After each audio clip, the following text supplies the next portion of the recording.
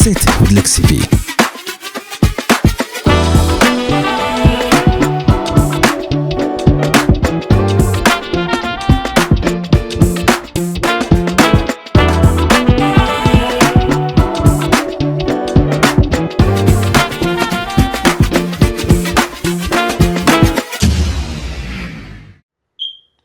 Ed, how are you?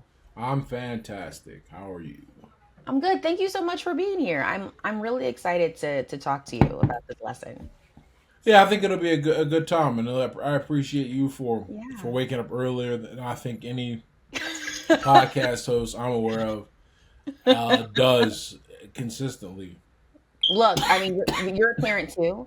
I tell people, I'm like, once you become a parent, like, I don't even know what time it is. I don't know. I don't know. Like, That's true. There are some days where we're like, how is it not even 4 o'clock? And then there's other days where we're like, oh wow, well he's up past his bedtime. What happened? It's this weird.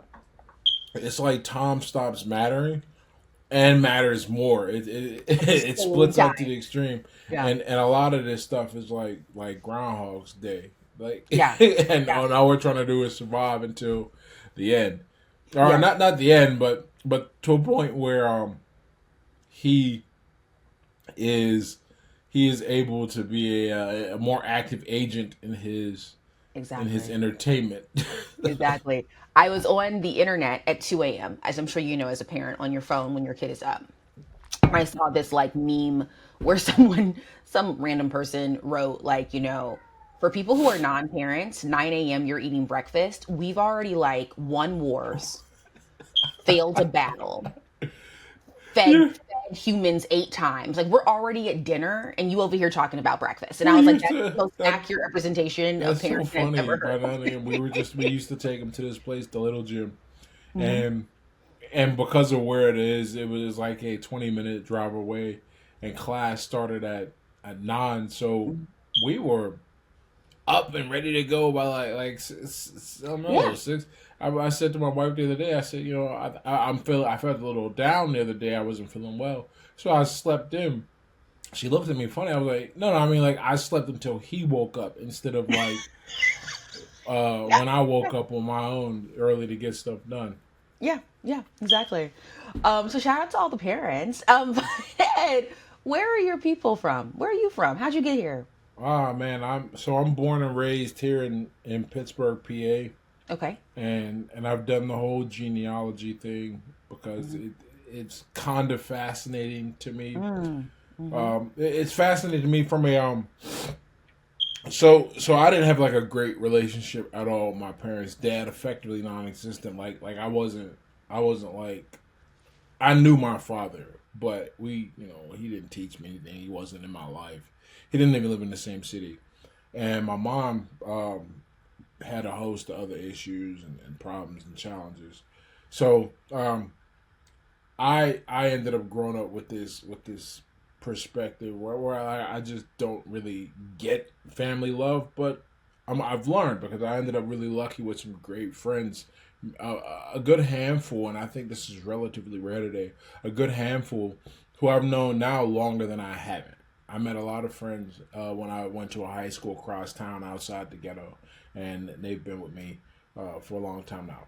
I bring all this up not just to ramble, but when I became a parent, um, two years ago, one of the things that I was really interested in, just conceptually, I understood that I got a chance because of all the work I did on my life to where my life won't resemble, I said the nonsense stops with this. And if I do things correctly in 200 years, my offspring, they will enjoy a life that my ancestors and immediate predecessors did not even come close to. They weren't even in the conversation, let alone heck, they didn't even know the conversation was happening, let alone be able to get in it.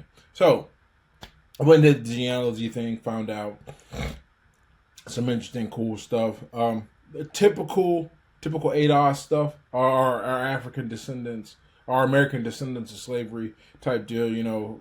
Mostly West African, from the South. I did find out I have an ancestor, and we're pretty sure he was still a slave, but like whatever. That he ended up coming up from Argentina in the 1900s, and I always thought that was really interesting because I've had this strange obsession with Argentina and all things Spanish. Like I speak it well enough to not be lost in country and to navigate bills, and whenever we travel to handle that stuff and order and follow around with TV shows. I will never say something like, oh, I'm fluent or conversational, but I have command of the language to the point where it is a tool and it's not just a hobby.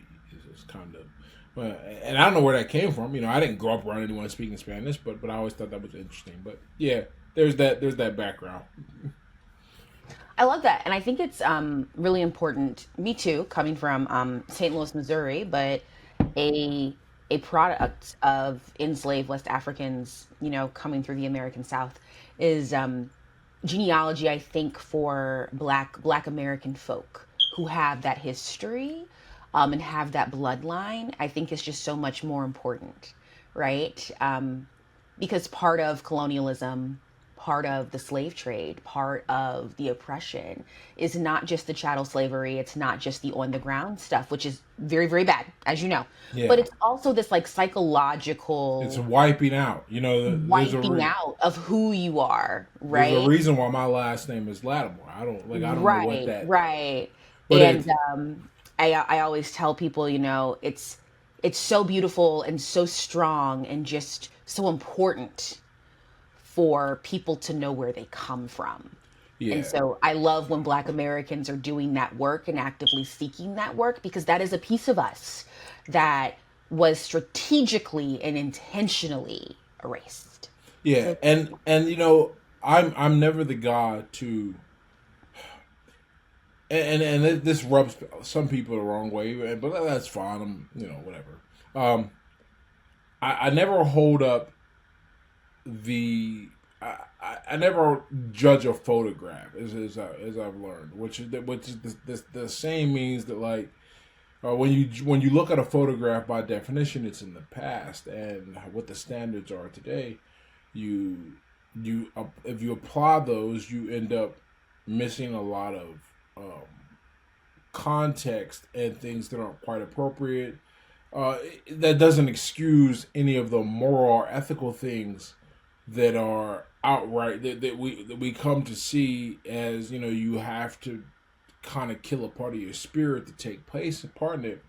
But at the same time, um, I think there's a lot we can learn from how things were and how things are now. And if we try to ever erase that, or forget about it or don't study it because it's too ugly or too dark, we at the best case scenario is we leave out an important part of history. The worst case is we set ourselves up to have things happen again. I bring this up in this context of slavery because you know I this is another hard thing, but when you I think about my life and the life of my parents and their parents, right, and how it's led to where I am now. I'm very happy where I am now. Would I have preferred some different routes to get there? Absolutely. But the path is the process, and that's what makes it happen. If these things hadn't happened, I don't know what my life is. I don't know what my mother's life is. I don't know anything like that. So there's an ugly event, but from that event, if you don't study it and you don't learn, if you don't understand, even from a basic genetic level, like I think I'm a pretty athletic guy. I'm sure that's because I was one of them slaves. It was hardy, man, that survived the Middle Passage. Well, I wasn't, but one of my ancestors was, kind of by definition. So I come out here, a little more resistant and can run the 40 and jump and all that good stuff. I'm tough. Would I be that tough if I stayed there? I don't know. And this is just like food for thought. There's no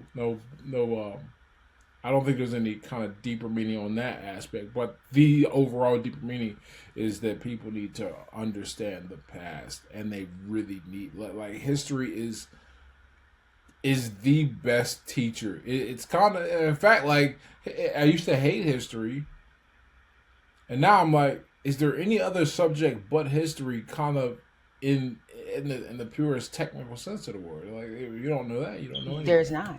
There's not. Yeah. There's not. So, with that said, as you said, learning the lessons from the past. Today, I want to talk to you about the lesson of doing hard things. Doing hard things, not being scared of hard things, and also recognizing that, like, you can actually do hard things. And so, my first question to you, Ed, is when was the first time that you had to reckon with, oh, I'm going to have to do something very difficult to get what I want? My first conscious time of thinking this as an adult, where I said, there is something I want, and with a fair degree of certainty, right? Where not like when I decided to start boxing, for example. That was like I didn't know where it was going to go, but it is extremely difficult. And the rewards are probabilistically small for me. Like they're just not, there's that. So I don't count that. But the first time I made a conscious decision where I was like, this is difficult. I've got to do this, and if I don't do this, the future will be worse than the present at that time. Um, I think it would have been when I decided to enlist in the army to go back to get money to go back to school. Yeah, like that was a conscious decision because, like, just some background. I technically didn't even graduate from high school. They let me walk, but I know I didn't graduate because because I failed. Then I got a chance to make up a class in summer school, and then I got caught plagiarizing, and they failed me immediately then. So I didn't pass high school. They let me go, but they didn't really care, I think. And one of the reasons that contributed to that, I was terrible at math. I mean, we're like there's like bad at math, and then there's like me. And I wrote an article to like demonstrate this to people so they don't look at me now and go, this guy's some type of whiz kid. And I'm like, I pulled my grades up. I went and ordered my transcripts from high school to make the point, and it was worse than I thought. I was like, God, damn, it was level. But I remember I said I don't like the direction my life is going at all, and I can, and for all of any faults I have, I'm very good at seeing kind of second, third order effects and making and strategizing, and that means embracing kind of how things look now, whether you like it or not, and then making a plan to remedy that. And I looked at all my options and I said, I've got to learn how to do math if I ever want a decent paying job, which was the goal then. I was like working at T-Mobile selling phones, and I said, this sucks. Let me make sure I can get a better paying job. So I sat down and I looked and I said, all right, it looks like I got to go back to school for something with numbers, and I need to get money to go back to school. All right, well, I'm still young enough to enlist in the army. Let's do this. And that started a 5 year journey that fundamentally changed my life. And it wasn't just because of completing a degree. I ended up with a degree in physics, and it wasn't just serving in the army. I was technically a reservist. I was in the National Guard, but it was like the person I had to become to make a lot of these things happen. For example, I had a big alcohol problem. I had to become sober. It really wasn't an option. It was like I could drink or I could do this.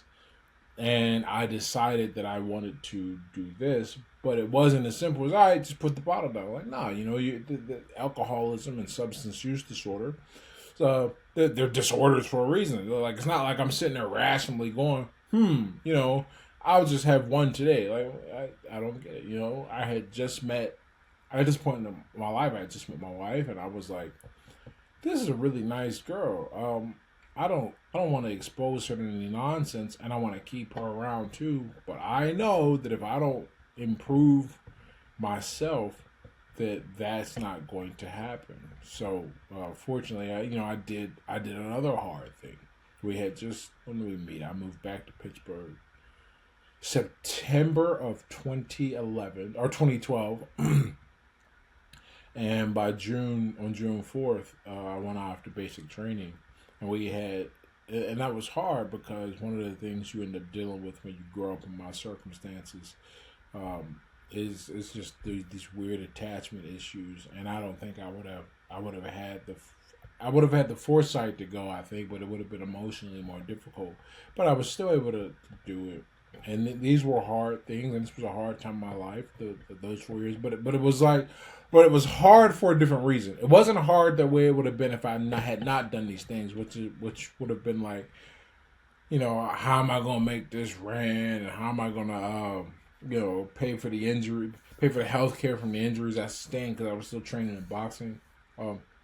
It was hard because I had to figure out after practice, how much sleep I could get away with and still be ready for a fight because I got to study for this test in optics or electrodynamics. That was difficult. But after doing that, it's I'm just so happy I made those choices and decisions because they set me up for so many things in my future that I didn't even know were coming. It's not like I was planning for a lot of stuff, but it's a story, and it shows what's possible when you decide that you won't take the easy way out. I think it's interesting that you were horrible at math as a high schooler, and then you get a degree in physics, which folks could argue is a lot of math. Not only it's so much math, you automatically get a math minor. Right. There were like 4 classes I didn't take. I would have had a That's degree. crazy. That's crazy. Because I'll be very frank with you. I never liked math in high school. In elementary school, math was not my thing. And when I say math was not my thing, I got good grades in it, but I was very clear at a very young age that it's not my natural skill. I had to put in effort. And so one of the reasons why I chose the college that I went to was because they were like, you don't have to take another math class. And I was like, sign me up. Okay, sign me up. So my question to you is, why did you choose physics? Because you're making this hard decision to just go into the Army. And as a person who's never been to the Army, but has seen a lot of movies, Ed, that stuff looks hard, okay? And I enlisted at 29? That's crazy. Yeah, 29. That's crazy. Yeah. And then you're like, okay, cool. I want to do some more education. Great. You could choose any degree, and you choose a very math-centric foundational degree. Why physics? Why continue doing the hard things? So this is one of the cool things about this kind of mentality of facing difficult things. You're able to step away from how you feel and make the decision, no pun intended, on pure numbers, or not pun, but on purely mathematically. So when I was looking at the career field I was going to go into, because one of the benefits of technically starting over really at 28 is that I could make an informed decision. It wouldn't be driven by my feelings. I could look at the job market and make a choice. So I looked at all the highest paying jobs, because one of the things that was really important to me is I wanted enough money to like not have to worry about money, which is a lot lower than people think. But I wanted a good job with a solid future and everything like that.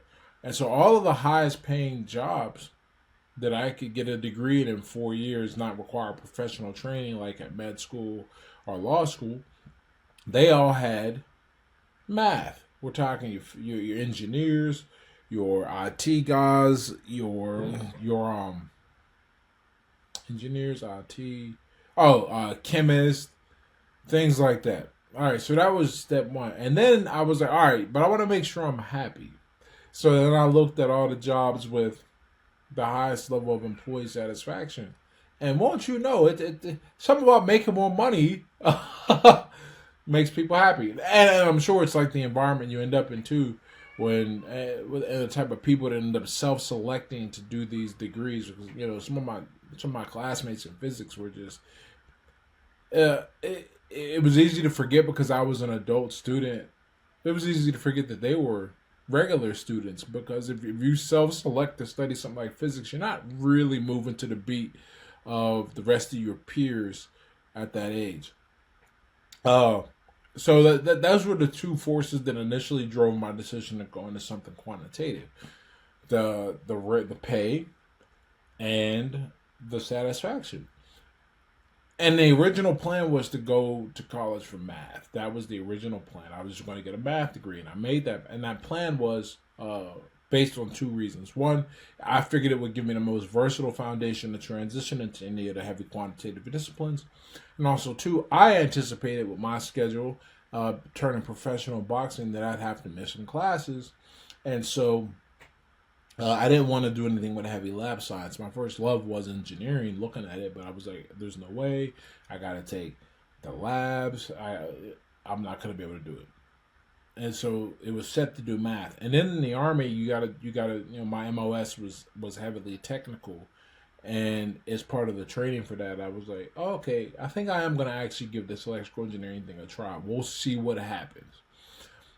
And through the prerequisites, the physics, the calculus, the chemistry, and the programming, I was doing an experiment in physics where you have to calculate where a projectile will land. It was just a little marble off a ramp based on the speed and all that and the angle. And my projectile landed exactly where I thought it would land, and I said, "Wow, this is like magic. I had never seen anything like this before." And so I made the decision that I was going to go to physics. And physics is a weird degree because there's no job physicist, but you end up being incredibly well trained to do a lot of things. My classmates ended up everywhere from just outright teaching, but teaching math, art physics, art chemistry, because the foundation is really deep, to working at software development companies, to Wall Street, in as a quantitative analysis, or someone on to do research and in their respective kind of sub-disciplines like solid state or quantum stuff or stuff with space. So it just ended up making the most sense because it locked me into a high salary area. It appealed to my ego. It was really interesting. It appealed to my curiosity because I was every day fascinated about what I was learning, and it was versatile. I wouldn't be locked into one place because like I know me and I know just human nature. I'm like, one day I might get tired. When I graduated, I ended up taking on private tutoring, which, by the way, anyone listening, that's incredibly lucrative, because the private tutors for any quantitative subjects, if you're good enough to be a tutor, you're good enough to have a job offer. And I was busy still fighting, and I wasn't interested in the Look, job. Ed, my brother, when I graduated from college and I had my first job, I was not making enough money to pay my bills. I became a private college counselor. So you are speaking and preaching to the choir, Yeah, okay? it's really good money. You can make some money, and it's a very flexible job. That's Um, right. but I highly recommend anyone, if you know an educational theme, like you love history and you can teach somebody history, you need to go tutor and you will make some money. It's So, I was shocked. My first client, they were like, where they gave me a call, and then the person who connected us was like, yeah, they're really excited. They think you're gonna do a good job, but they're a little worried that you charge so little. And I'm like, I charge them $35 an hour. Like, what? Ed, 35, Ed, you could increase that. Yeah. Stop. So ultimately, I ended up increasing it, because I had to. There was just too much demand. Because once you do well with one student, they're like, whoa. Because I got a cousin, I got a friend, I got somebody in the back. Like, I people don't had to take realize it up to tutoring. $60 an hour, and it had almost no effect.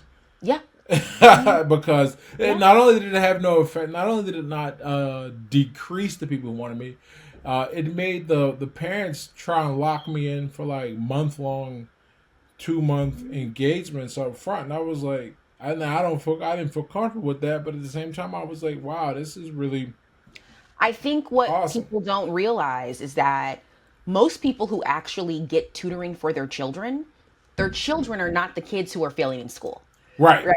Or at They're the the very kids, least, they're not. If they are, they're not the kids who are failing for lack of effort. right? Because most of the kids that I was college counseling, Ed, these kids had at least 4.0 GPAs, right? So they're coming from these families that are very educationally elite. And so their parents are like, how much is it? Yeah. Period. Period. Like if So you yes, can do, one of my favorite times is when I started to realize that they were paying for results, not so much my no, time.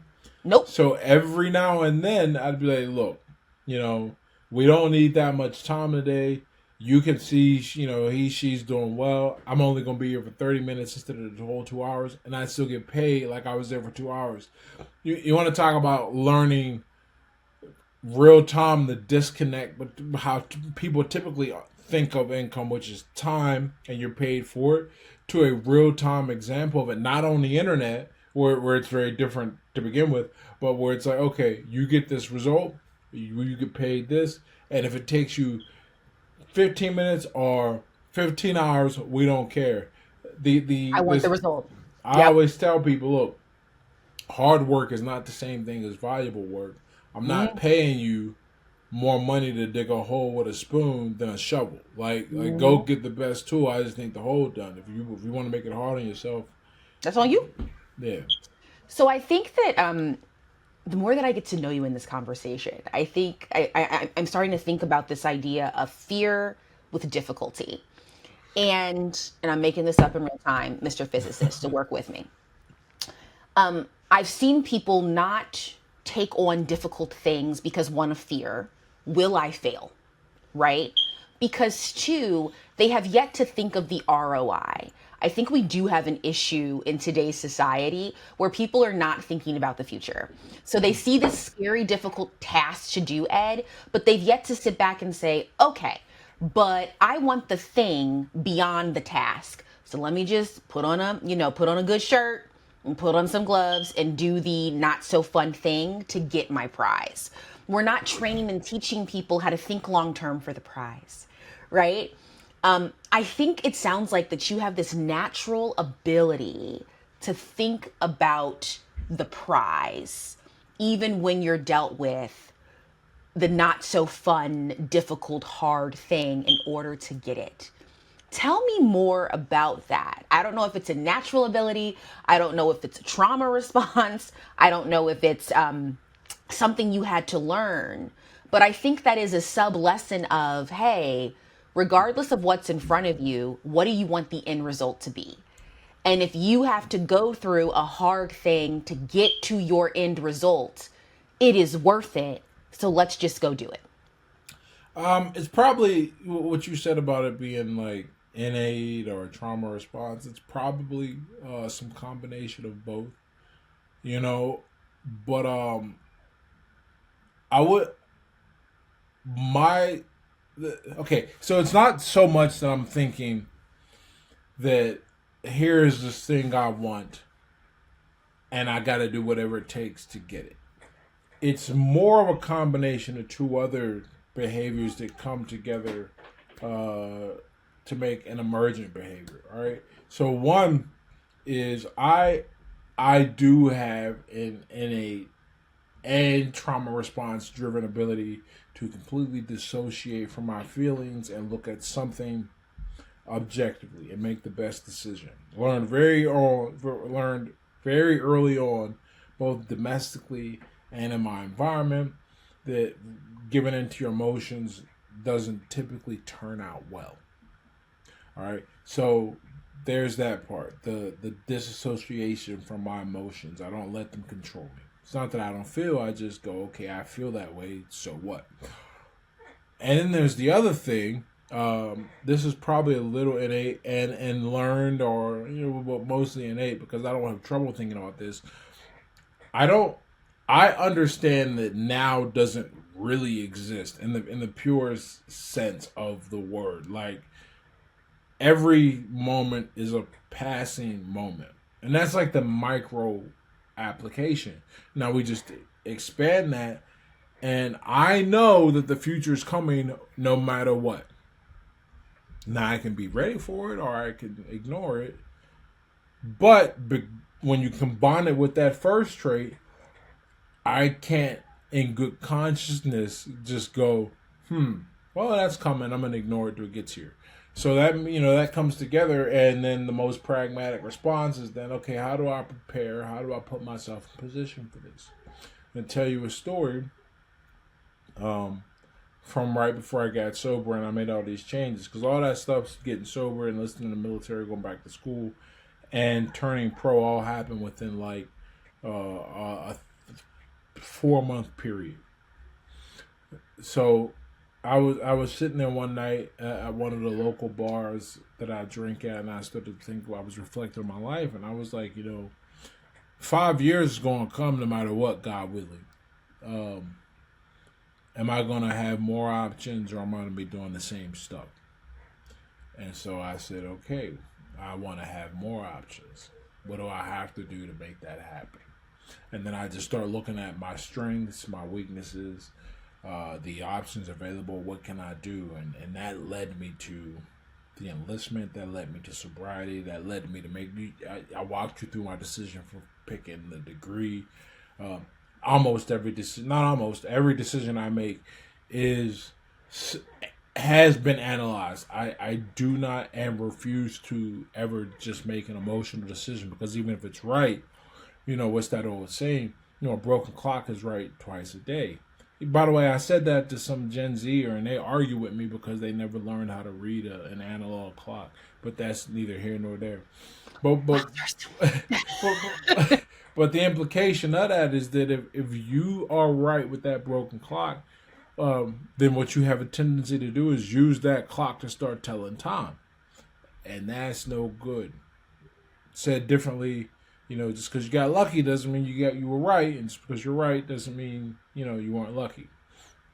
All right, so all that comes together, and that's really driven almost. If I could break down my thought process, which I don't think I ever have in quite this fashion, that's how that works. And you were saying something about how we don't train the people to do this. We don't. I think people in general are bad at the future. We're just not that great at it. We're also horrible.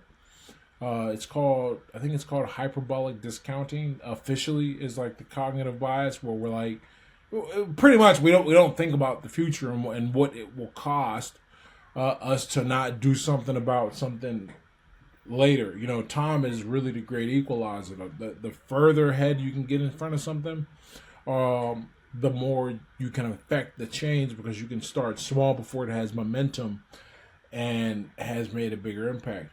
But in terms of like lifestyle stuff, though, this is my biggest. I believe this. If the saying I use for this is, if you sit in shit long enough, it stops stinking.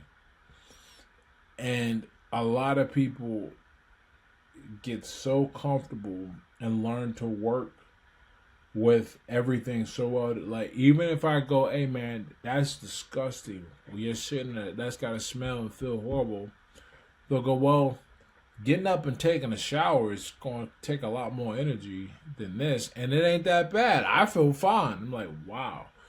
And that's how most people are, I think. And if we ever want to overcome that, I think it has to.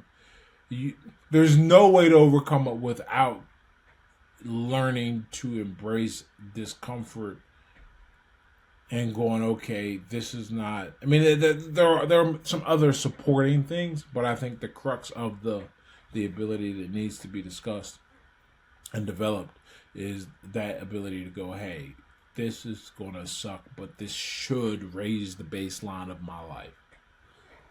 And I would also want to add to that and argue that I think that we come from a society that we don't require people to dream.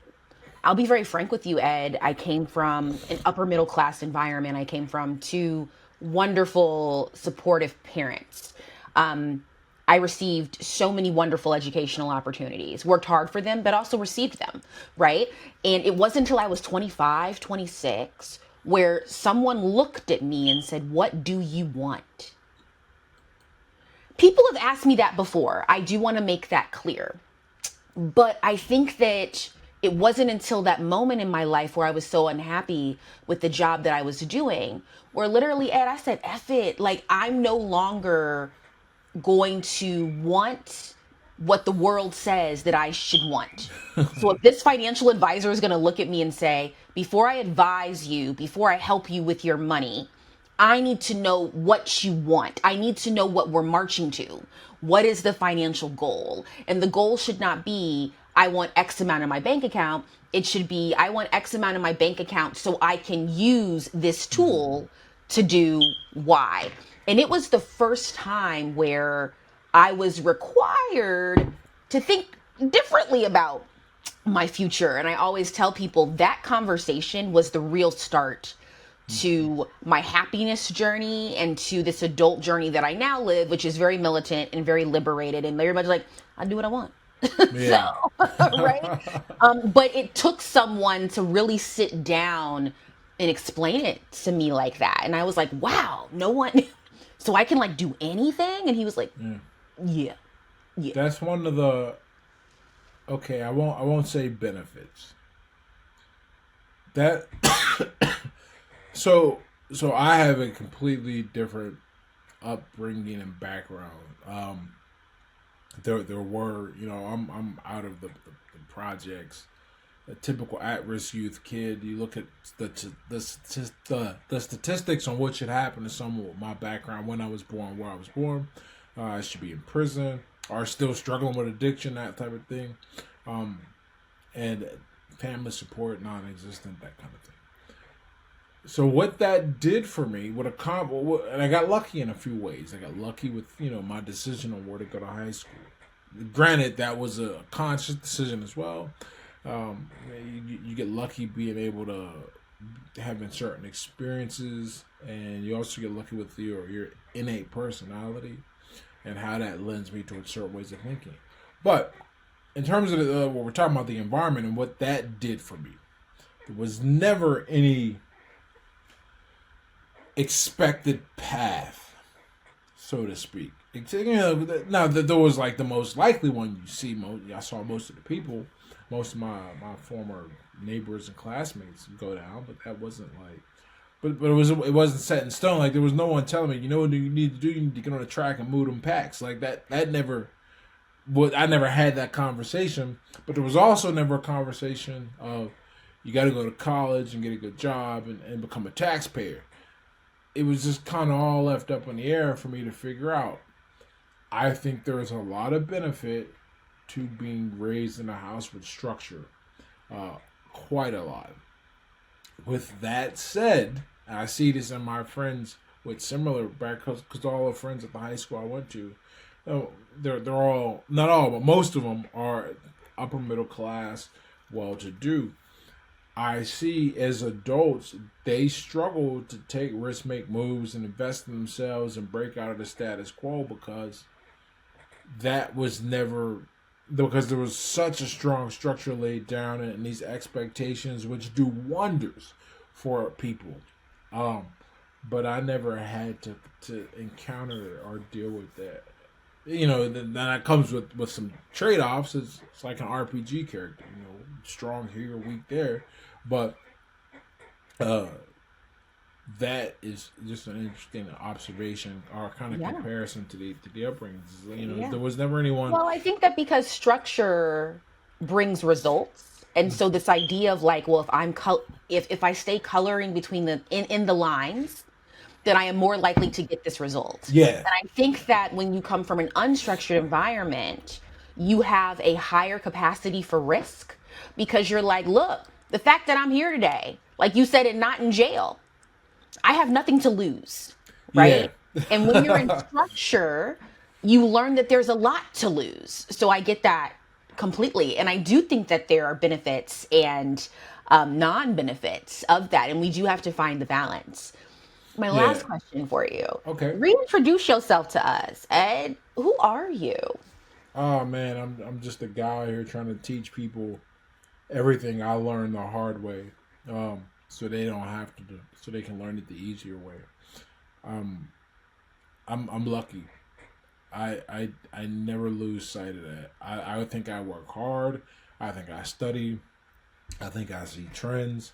I'm well aware of the fact that no one in my life taught me these skills growing up, and I had to develop them. But I got lucky with whatever genetic makeup is inside of me that gave me the ability to, and in the inclination to do this work, and want to do it. And it's really I've had my struggles to figure out kind of the best way to position myself, present my content and my story to the world.